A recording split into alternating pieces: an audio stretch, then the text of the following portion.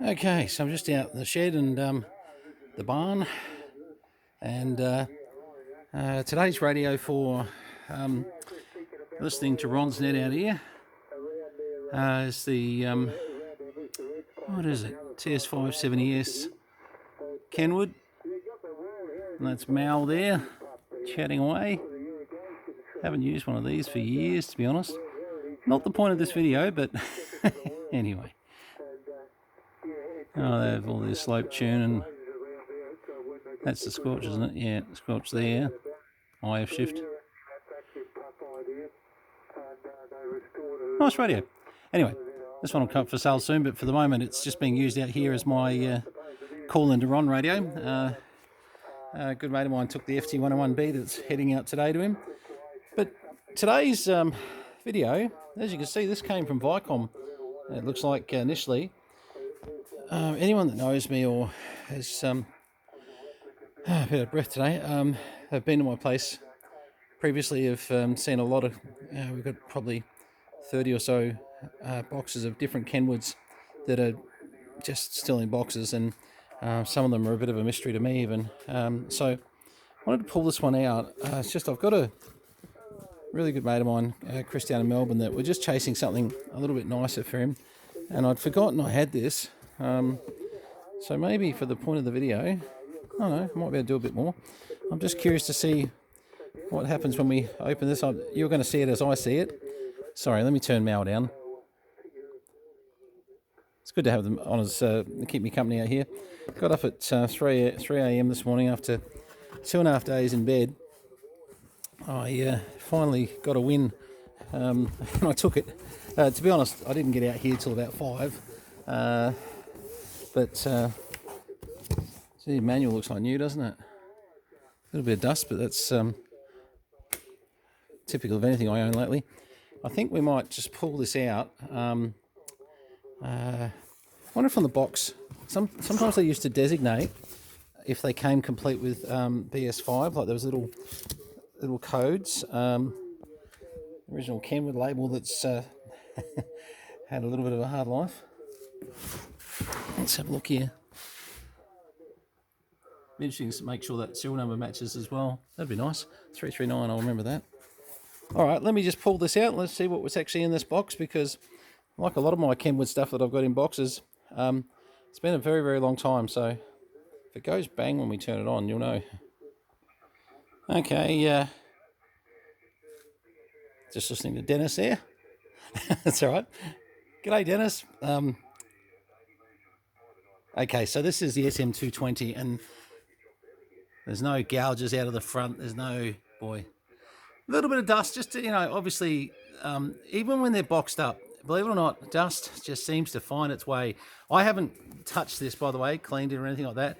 I've just basically pulled it out, and we might hook this up through that same Kenwood actually in a second. Just to give you a bit of an example how the station monitor side of it worked, and unfortunately I can't show you the pan display on a and it may not have a pan display. We'll need to check that, but just dust. It's all right. Some had with pan, some came option with pan displays. You could order it with the BS8, BS5. Some didn't, and I've probably seen more bare units actually than oh, sorry, breathing today. I've probably seen more bare units than I have with BS5s, BS8s. The BS5s and BS8s are getting a little bit harder to find now. So I really want to run a little bit of a wet rag over this, because there are little bits of dust on it that just, I'm being a bit picky here, but apart from that, oh, that is really clean. Let me just show the back of it a bit, how they work. So on the back of these units, you basically could run an IF input into the BS8 or BS5. Now this was the BS5 suited the TS520, and the BS8. Go away, cat. Hang on. She hides in here for days. Trust me. And the BS8 suited the 820. I'm not sure if it could suit the 830. It's a good question, that one. I've actually, Chris, that's something you can probably comment on the video. So basically, you could do two things. Standard station monitor went RF in, RF output, etc., etc., then drive input, input output here. Now, these things could take some power through them. So basically, you could run a trapezoid and look at your amplifier. There's quite a few functions of this, hence the different outputs. But something that I used to find that you probably always want to keep one of these on your bench. They're really good for just looking at RF signal. They have a really precise ability to show you, especially the little, I'll show you in a second, but the little dots on the screen. By the way, it looks like someone's recorded a 1st to 796. Not sure what the other sticker used to be, but 1st to 796. So maybe that's when he bought it. Oh, did the serial number match? Now that's interesting. And no, it doesn't. 830991. The box says 750339 over here. So I know this is not like a Holden HR X2 with a matching numbers X2 motor, but you know, no one cares, I know. But it would have been nice. So that just shows you, there's obviously some mixing and matching going on. I would be very interested. 339. I'd be very interested because I've got a few SM220s. I'd be very interested to know if one of my plated, my units were plated 339, because I literally would put the 339 on this one because this is just so beautiful to match it, if we've had a mix up in boxes at some stage. But isn't it funny, because the box is like new inside. It's just unreal. It's in great condition. The unit is in great condition. Let's fire it up and let's see if that whole great condition thing follows through to actually firing it up. Sometimes I make big statements only to find out that they've been sitting around too long and a cap's fizzed, and I've got one right now actually, 2 caps in the center that absolutely leaked oil everywhere, and I had to actually ask a mate on Facebook just exactly, I didn't understand quite how those caps work compared to what I'd seen before, and it was the terminology. I won't go into that, but just we call them different things these days, but what they were calling them in the Kenwood manual sort of wasn't making complete sense to me. Okay, number 1. This is working very, very nice. And beautiful beam on it. When you get the intensity on these, and watch as I go here, it's not picking this up perfectly because you're going to see a bit of a staggered line because of the video. But anything from about halfway onwards, often we see, like if you start to see a trace about halfway, then you're cooking with gas. And pretty much if you can see it full way, something that's just over brightness, over pushing it, normally we don't like to see, when they get to about here and they're just starting to sort of bring up a trace, we know, yeah, okay, time to replace a few caps, have a bit of a look at what's going on. So, but this is functioning beautifully. And 3 Charlie Mike. I was going to go away, and I just wanted to show people something. I'm just doing a video. You know me in videos now. It's not coming up perfectly on the video, but I'm just running an SM220 out next to this Kenwood here. And Ron, I just want to put the processor on. Hang on, just to show the difference. All right, and this is where you can see obvious overdriving. Now, it's not going to come up well on this video, unfortunately, but anyway, thanks, Ron. I just want to call in for a sec just to, number 1, say good day again, but I just want to give this a bit of a test, and it's looking all right. I'm just not picking it up as nicely as I'd like to on the video, but yeah, I'll call it quits soon, mate. But Sam went off to the post office, and she said, you go straight inside. Problem is, she went, and I thought, I thought of two or three more jobs I got to do before I go inside. So I thought, right, let's do these jobs, and the people are being really patient, so try to just get on top of them. Okay, mate, that's running the processor. Hang on. And that's the processor off, and as you can see on the screen for people watching the video, obviously a lot less activity there. Thanks, Ron. You're the star of the show on the video. We're on the VK3 ahhhh net on 7100, 10 a.m. every morning. So if you're watching this video and you're not already listening to the net or contributing to the net or having a say, then Ron invites you every morning to do that. Cheers, Ron. Thanks very much, mate.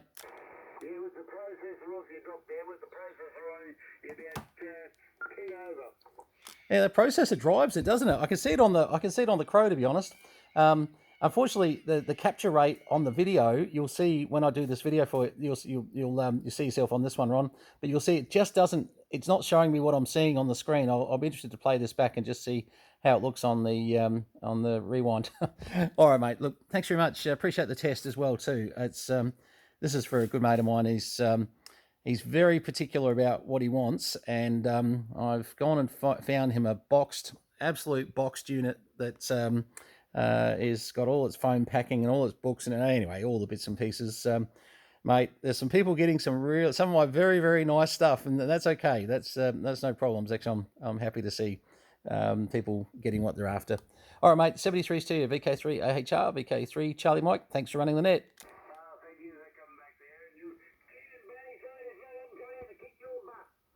Yeah, I understand, mate. I understand. I know. I just hate letting people down, and I just looked at my phone and went, oh, that's right. No, I've still got a couple more things I need to get done, and then I really can call it quits, and I just not forever, just for the day. But yeah, I've just been so out of breath today, mate. I don't know what's going on there. It's a lot of chest pains and out of breath, and I will take it easy pretty soon. I've lifted all the boxes into the car, and luckily at the post office they give Sam a hand to most of those are about 20 kilos, so they give her a hand to get it out. All right, mate. 73s, buddy. Thanks again.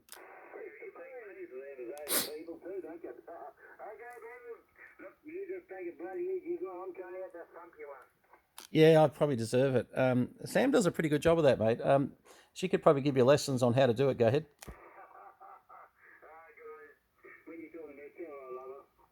Hey, she loves you too, mate. We both do. Cheers, mate. All the best. All the best to Kath as well. Cheers, buddy.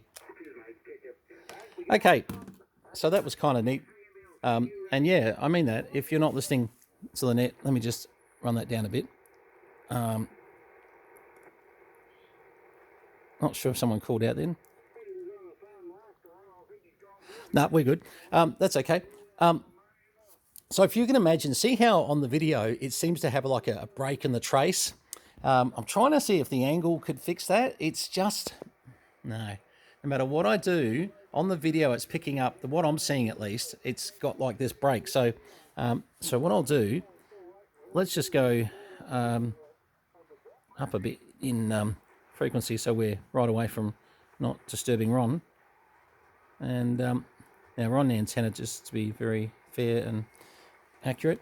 VK3 Charlie Mike just testing on 7115. VK3 Charlie Mike 7115. Yeah, I think what I'm thinking, I'm just going to go to AM for a minute, or FM, actually AM, hang on. What we'll do, okay, well, this, oh no, it's doing the same thing. Isn't that interesting? Yep, on the video, I thought, yeah, oh, well, I don't know why I thought it'd be any different, to be honest, because, yeah, so you're seeing my AM amplitude modulation there. There's the carrier, and then you can see the amplitude.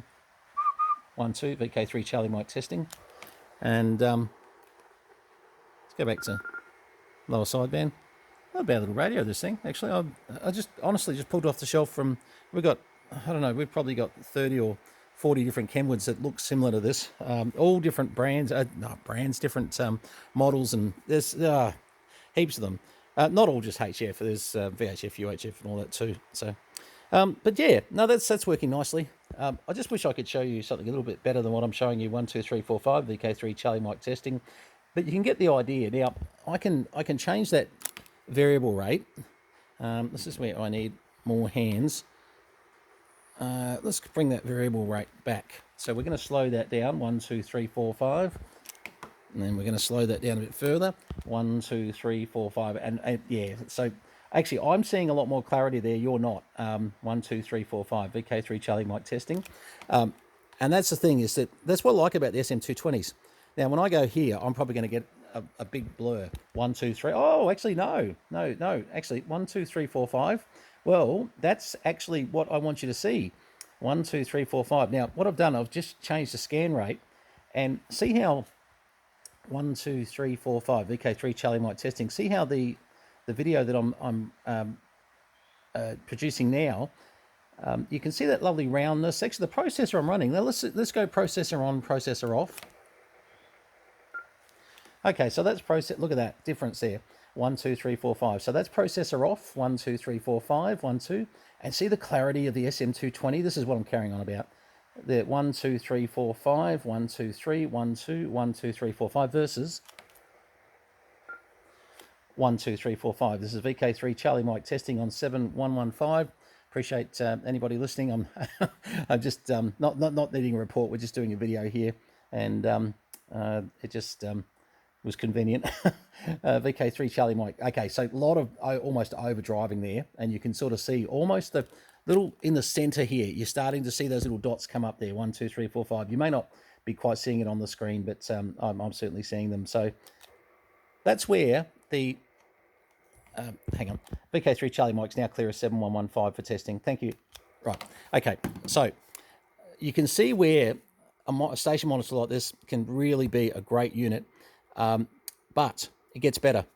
You can run a 3.5mm plug, hook it up over here to mic input, and then basically sit there, hit send, and put a two-tone signal, bang, into the unit. Now, if you're trying to get set up and really want to look at your signal and see it, the two-tone signal is a fantastic way of doing it. The other thing these were good for, you could go to oscilloscope mode, so you did have a vertical input down here. Don't think they were tremendously wide. I think they were 20 meg or something. I don't even know if they were that much, actually. Oops, knocked the volume on that one then. What are they? 10 meg, sorry. There we go, 10 meg. So you've got a 10 meg Crow, which is, you know, not overly wonderful as far as, I mean, it's handy, but I mean, yeah. Isn't that crazy? You know, sort of, you've got a unit here that works well up to probably 6 meters. Is it on the band? No, 150 megs. Yeah, so the signal monitor terminal will go up to 150 megs on these things. And the vertical input is good for 10. But that makes sense, actually. They didn't make this to be a high-end Crow. They made it to be a station monitor, and, you know, that's it. So we mentioned before about how you can go to bandscope. So basically this becomes then a line that you'll see peaks on, and you can change the bandwidth 100 kilohertz plus or minus 20 kilohertz. So basically, if I was connected to a 520 or an 820 and it had a BS unit in it, then at the moment we would have a peak up here every time Ron spoke, basically once we hit the button in, it would just narrow that look at Ron up just a little bit. So yeah, look, great units. They really are. I just need to take the dust off this one a little bit. I'm a bit embarrassed, but oh, sorry, big breath. Yeah. Hang on, 2 ticks. Hang on, I'll just take a pause. Hey, apologies. Sorry, just sometimes little things happening at the moment that's a little bit out of my control, and they sort of let's turn Ron down a bit there. Yeah. Anyway, all okay for the moment. Just where did we get to? Pull that one back out. Trying to remember now. Oh, we're talking about band scopes and BS8s, 5s, etc. Which is the next question. How do you check if there's a BS8 or a BS5? Well, let me show you. Have a look at this. In the book, serial number 830991, serial number 830991. How's that? So that booklet goes with that unit. We know that.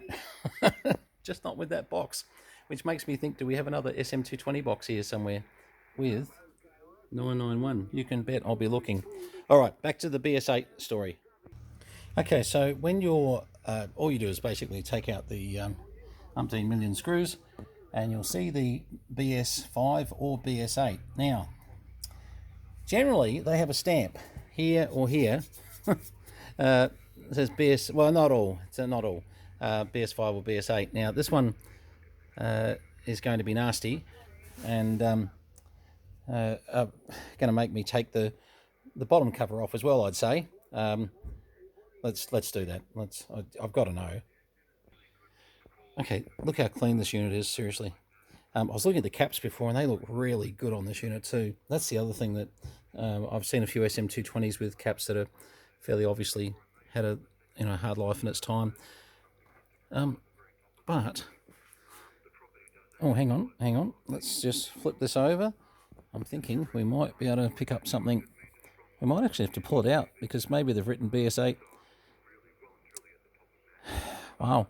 Normally I've got to say something on there. The biggest way to tell, let's say you didn't have any other way of telling internally, the IF crystal, the 5 meg versus the 8 meg will be how you tell internally, but you shouldn't have to go to that level. Hang on.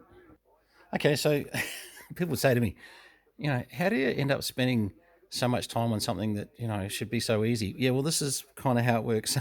Sometimes you got to pull things out to find out. It really does. And then you find out that, hang on, well, there is nothing on this unit that tells you whether it's a BS5 or BS8 that I'm seeing, unless I'm going blind, except this number 750574. So we go to the internals. Okay, so I know this seems like a bit to go to, but you will learn something. So in the end, the only way really to very quickly diagnose when you've got a BS, whether you've got a BS5 or a BS8, is this crystal here is your fastest way. It's probably not the only way, but it's the fastest way. I said 5 and 8 meg IF. Sorry, I think it was an 8 point something IF on the 820s, and maybe they're saying 3.395 here. For some reason, I thought they were 5. But anyway, look, let's probably not go into it too much because this is for a 520, and the reason we can say that is we've got the circuit diagram for the 520, and hang on, all the way around might help. And we can see that the going well here. We can see that they use a 3.395 on the BS5. And just for the people who are curious for SM220 information, they use a 8.83 when they're using for the 820S on the BS8. So a little bit of trivial information. So this is in fact a BS5 unit. Now, what I can tell you about that is it is incredibly rare. It's extraordinarily rare. We see more BS8s these days, but 5s you don't see. And actually is probably very much no good to my client as far as this may go back into another SM220 to go with the 520 series, as he has 820, 830, etc. Although he might surprise me and say, no, bugger that, I'm looking to do a 520 lineup too. Nothing would surprise me with this particular chap. He's as mental as I am.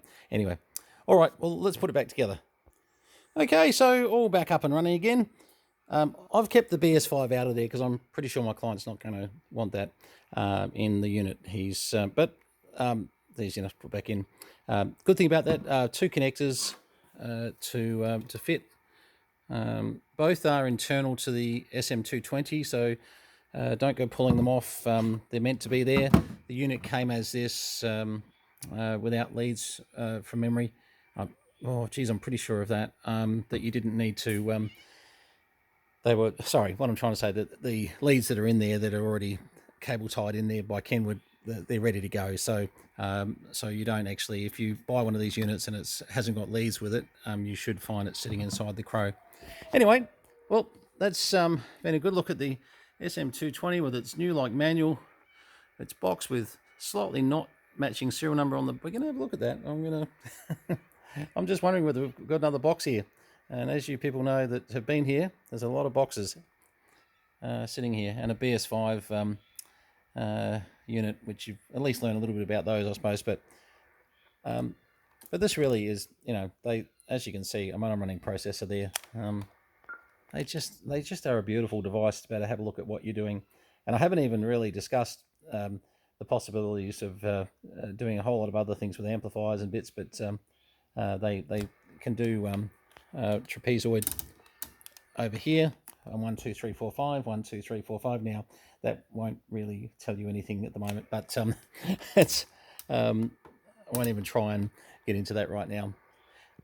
1, 2, 3, 4, 5 test. Okay, so VK3 Charlie Mike just clearing 7115 just to be 100% accurate and legal. All right, thanks very much for having a look at this. This is more for a mate of mine.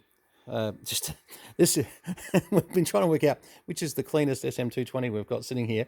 Well, this is it, no question. And there's some others that come pretty close, to be honest. But yeah, this one was one that I'd forgotten I even had.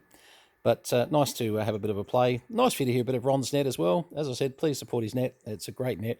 And I don't think people realise this. And I'm just going to carry on for one more minute. 365 days a year, Christmas Day, you know, no days off for public holidays, nothing. Ron is there on 7100, which I was testing, but 7100. Whoop. There we go. 7100. So 7100 lower sideband, 10 a.m. in the mornings. Even if you're a shortwave listener, I know that I've got quite a few subscribed to the channel that are shortwave listeners. Please, you know, Ron loves to get emails from people like yourself saying, well, hey, hearing your net, enjoying your net, etc., etc. There's quite a few that are doing that. And for those that, you know, like listening a fair bit and are interested to upgrade, there's people on that net, specifically Frank, VK2 BFC, one of the local club assessors from our club, that can help you out. So there's quite a few different ways to get your license, and certainly get on board. 73, thanks very much. A little bit longer than I wanted this video, but look, you know, what do you do, eh? It's I'm sure hit fast forward, I think, or even next. Anyway, Sam saw us in a bit of trouble when she got home, and look at that cup of tea from Dracula's. Where was that? Gold Coast Dracula's? Try to remember now. I think so. Anyway, nice cup of tea. So it always helps. 7-3s, guys. VK3 Charlie Mike, Tangam Balanga, Northeast Victoria. Until the next time. Cheers.